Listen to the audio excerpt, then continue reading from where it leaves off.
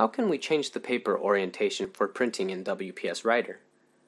Take this Word document as an example. First, get into the Page Layout tab, where we can find the Orientation and Size buttons. Click the Orientation button, then we can choose either Portrait or Landscape as the page orientation. Click the Size button. Then we can see several default styles of paper sizes provided by WPS Office. If we want to customize the paper size, click More Paper Sizes in the Size drop-down list.